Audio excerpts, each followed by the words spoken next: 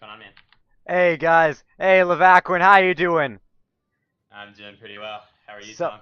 I'm Or doing Ted? quite well. Yeah, you can call me whatever, man. I've got my name up on my YouTube page if anyone wants to see it. But all right. So you took game one. Congratulations on that. Sorry about game two, but you know what? You guys put up a great fight, so congrats on that. Thank you. Thank you. All right. So I guess we should start with a basic question. So we'll start with game one here. You guys took that pretty commandingly. What was your overall strategy there?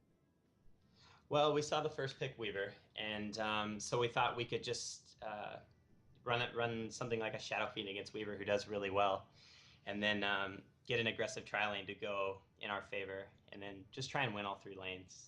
So I noticed from their picks that they went very greedy. What do you think about that? In game one, Yeah. yeah, I thought we were kind of worried when the Luna got a kill on Batrider because Bat should win that lane pretty handily. But after that, things started to go our way slowly. We just took map control and Yeah, you guys had a very snowballing team there, and you just couldn't let them. Or you had a very early game, sorry, team. You had the more greedy lineup. You went very early game. So I'm taking a look at the picks right here. So I guess so you picked up if I recall correctly, you picked up Lifestealer, Nature's Prophet, Darkseer, Jakiro, and Viper. Am I correct? no, that was game two for them. All right. Then my thing is wrong. Okay. Yeah, my picks and bans are all wrong then. Ah, well. Anyway, so let's go and take a look at your standings. Do you really feel like that actually affected your play at all, or do you think you did better or worse? Would you have done better without the stand-ins? Well, Ted, it's hard to say. We haven't got a whole lot of practice as a 5 man team. So even if we had our five, BM was a Bait Masters was a really good team, as they showed. Also I noticed that Rick was playing Windrunner a lot. Any reasoning behind that? We really tend to favor aggressive tri lanes, and just because it lets us set the pace for the game how we like.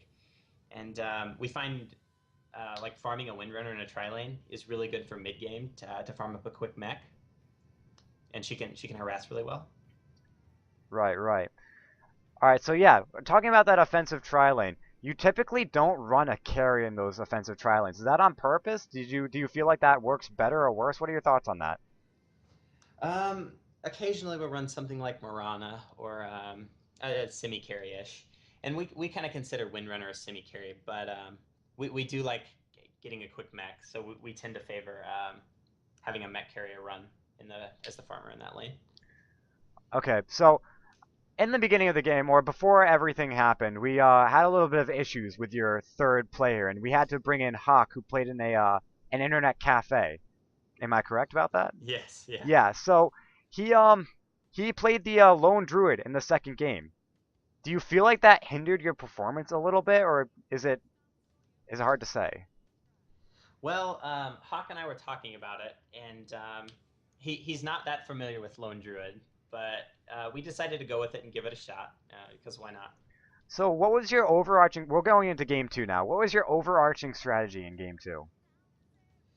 We wanted to try something a little different. Um, we saw that we saw the Viper pick that they did at the end, and that really threw a kink in our strategy. Right, right. So what do you feel like? I mean, you already said that the Viper kind of threw a king in your strategy. Do you feel like a pick like a if you had picked up the Storm Spirit yourselves, or if you had picked up a Magnus, do you think you would have done any better? Oh, we did pick the Storm Spirit. Oh, sorry. Wow. Yeah. Do you feel like if they had picked the Storm Spirit or the Magnus, do you think they would have done any better than you think, or do you think it would have been still a close game? I think Viper was a really good pick to counter Lone Druid, and Viper also has a lot of synergy with Lifestealer because of the ult and the slow with Lifestealer, obviously. I think Viper rounded out their lineup perfectly. Right, right. So you said how Viper threw a kink in your lineup. Do you feel like anything else went completely wrong? Because you had it pretty close. In fact, you weren't looking at the gold grass because obviously you can't, but it Right. was pretty much in their favor for about 10k in gold, and in your favor at about 10k in experience. Do you feel like that's believable? And if so, what do you think went wrong in terms of your farming potential? I think when Lone Druid got dove twice bottom, um, I was the only one who TP'd to react at that time. And Right. I think if we were a little more aware of what was going on, I think we could have traded 3-0 there. And so I think that could have had a different outcome entirely. And then the second time when he got dove bottom, I mean, Bane TP'd and no one else was really ready. And so I think those were the two like costliest plays in terms of losing us the gold.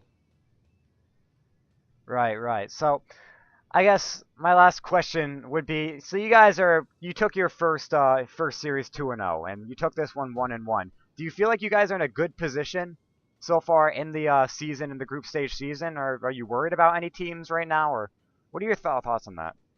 To be honest, Ted, I haven't really watched anyone else play. I'm a little worried just because I've been on vacation and Hawk moved to Santa Barbara, and so we haven't really been around much. Hopefully, we'll be able to practice more in the future and get some of those worries out of the way. Well, speaking of the future, I wish you guys luck. Any final thoughts you have? Any final words to my viewers?